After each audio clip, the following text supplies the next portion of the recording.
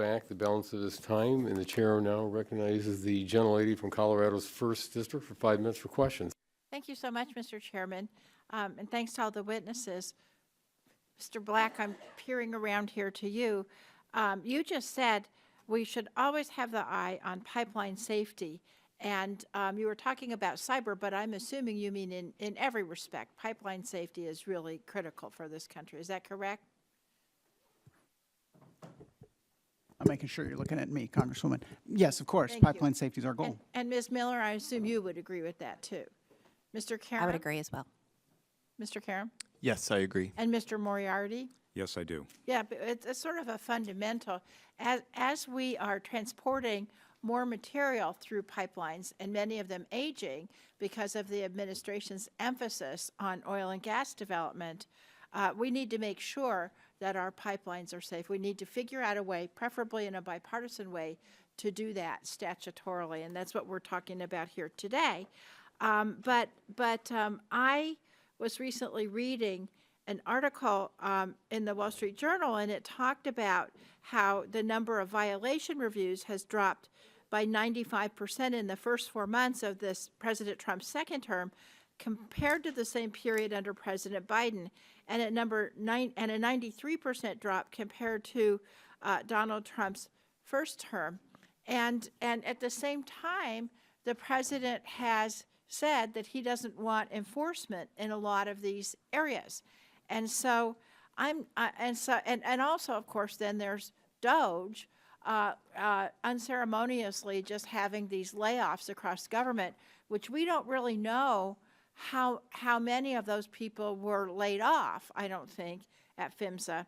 But given the dramatic drop of open reviews of safety violations, I'm not sure that means that there aren't violations. It just, I think, means that there aren't reviews. So, Mr. Caram, I want to ask you, isn't it true that significant pipeline incidents have not decreased over the past 20 years? That is true.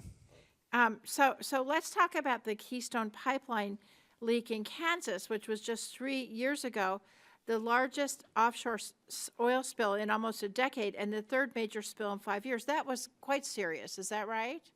Yes, that was a lot of oil.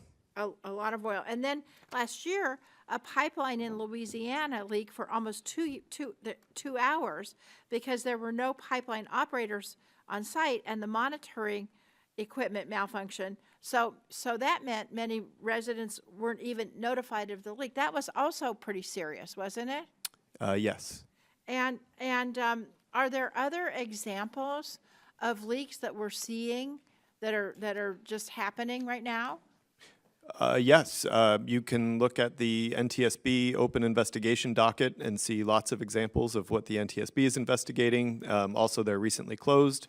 There was a 1 million-gallon spill off the coast of Louisiana that they just completed their investigation of, and unfortunately, there's many, many stories. So reducing the number, so the fact there's fewer safety violations, that doesn't mean necessarily there's that many, 95% fewer leaks. Correct. So before the Trump administration took over, PHMSA was already deemed to be understaffed and underfunded. Is that right? Yes. And then since President Trump took office, more than half of the senior executive roles at PHMSA are empty due to a hiring freeze and buyout offers from DOGE. Is that right? As far as I know, it is. Okay. And now the Trump administration's recent budget request would keep PHMSA's funding completely flat and is $16 million less than the Biden administration's last proposed budget. Is that your understanding? I have not looked at the president's budget. Okay. Now, so if we have flat or reduced staffing, what risk is that going to pose to public safety, do you think? Well, I believe that PHMSA was already an under-resourced, understaffed agency, given the huge charge that they have on pipeline safety and the 3 million miles of pipeline.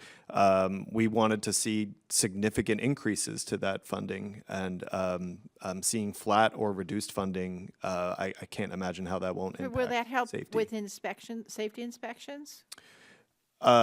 We would like to see that, an No, increase I in mean, funding. would the decreased funding help with increasing safety inspections? No, my understanding is the reductions in force, the inspectors were protected from those reductions in force, and they were not allowed to participate in that program, but we haven't seen any numbers on that. But I will say that beyond just inspectors, that entire agency is dedicated to safety, and they support inspectors, they support regulations and enforcement, and so any reduction would be a The reduction. gentlelady's time has expired.